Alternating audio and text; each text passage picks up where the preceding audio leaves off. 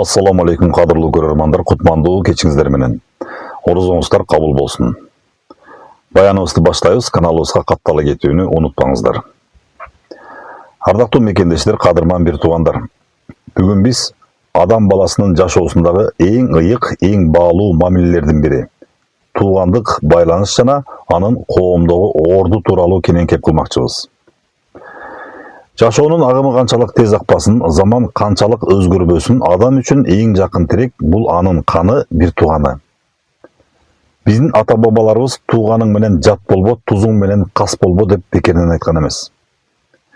Бул сөздүн төркүнүндө бүтүндөй бир элдин тажрыйбасы, жашоо мыйзамы жана биримдикке чакырган улуу осуяты жатат.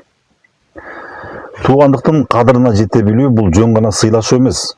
Бул адамдын рухий бийиктигинин жана ыйманынын белгиси. Ыйык Куранда Аллах туугандык мамилени бекемдөөгө буйруп мындай дейт: өзүңөр бири-бириңерден сураганда аты менен сураган Кудайдан корккула жана туугандык байланыштарды үзүүдөн сактангыла. Демек, туугандык байланышты үзүү же ага кайдыгер кароо бул эң чоң катачылык жана берекенин качышына себеп болгон жол.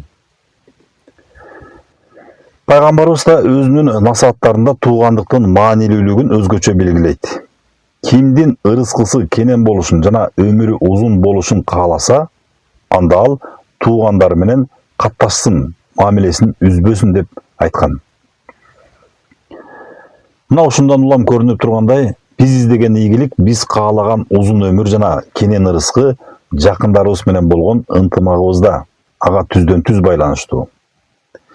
Тилекке каршы бүгүнкү күндө дүнүйө мүлк, мал-жан же жөнөкөй эле турмуштук түшүнбөстүктөрдөн улам бир туугандар арасында суук мамиле жаралып, жылдап катташпай калган учурлар кездешет.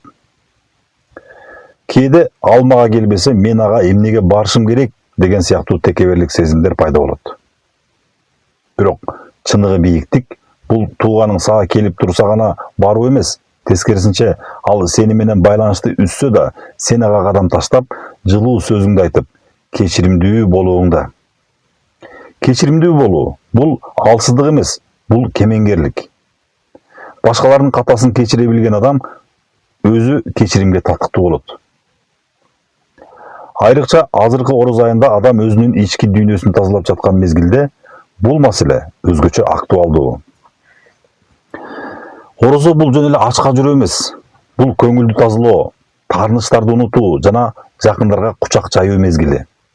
Эгерде араңыздарда кандайдыр бир себептер менен таарынышып жүргөн бир туугандар болсо, бүгүн ошол тоңду жибитүүнүн, бир жолу телефон чалуу же барып жолугуп коюу менен көңүл ачуунун, көңүл алуунун эң сонун учуру.